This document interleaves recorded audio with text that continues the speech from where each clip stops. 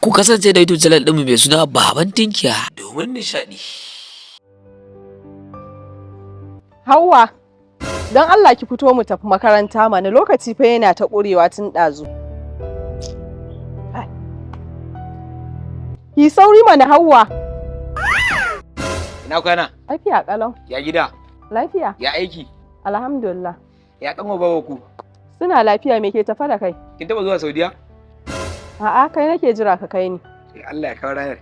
Kina ji baiwa Allah? Na je wancan gidan ne zan saci abinci. Sai suka ce mu yanzu rayuwa ta yi tsada. Kina ji na? Suka ce su kansu yanzu in suka girka abinci ba sa raba abincin sai sun tabbatar da cewa dan makota bai shigo cikin gidan nasu ba. In ma ya shigo cikin gidan sai an kore shi sannan za a raba abincin. To ai kai baka ga yanayin gari ba?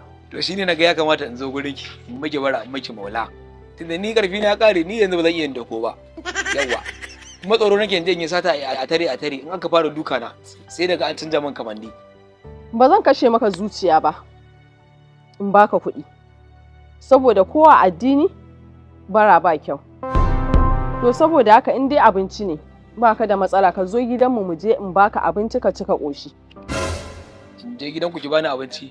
Insha Allah. Ga ni wannan roba idan na baki shiga zaki ke cika min ita taf da naman kaza ko naman ɗawisu sai ki ban 2000 in je in sai fiyo wata yake ara mun waya ki in sa lambar budurwa ta in kira ta a waya in ji ake ciki tana cikin ƙoshin lafiya kuma a sauro ya cije ta yawa Ashe ba yunwa kake ji ba ko? yunwa nake ji ba ki ga kaɗawa nake ba Ha ai da kana jin yunwa ba za ka fara lissafin kaza da fiyo wata ba komai ka samu ci za ka yi. Shi almajiri ina ruwan shi da zaɓi. to ai manzo Allah sallallahu alaihi wasallam ne ya ce ka kyauta da abin da ka fi so. Gaskiya ne to ni yanzu na faɗa maka ga abin da na fi so? Amma ke yanzu da ke magana in shiga gidanku wani irin abinci zaki bani? Tuwo ne tuwon mako na masara. Ko miyar kuka ko taushe ma kuwa. Labidda ba zan ci ba wallahi. To ba yunwa kake ji ba tafi. Sai ka je. To ba zan bako ba gidan nan ba. Ke san me zai faru?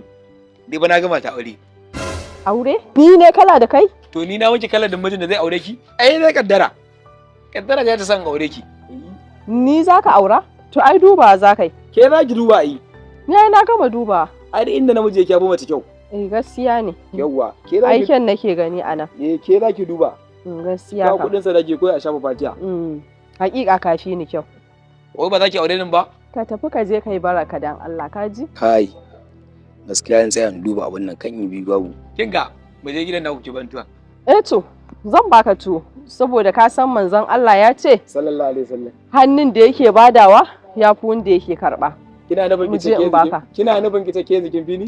Sosai ma kuwa. Ai babu wanda ya san wanda ya fi wani a gurin Allah. Sai Allah. To amma kuma ai ka san ni ce mai badawa, kai kuma kai ne mai ansa. Kuma Allah ya ba mu bayar. To amin. Muje. Ai fata ne. Muje ko harbaki.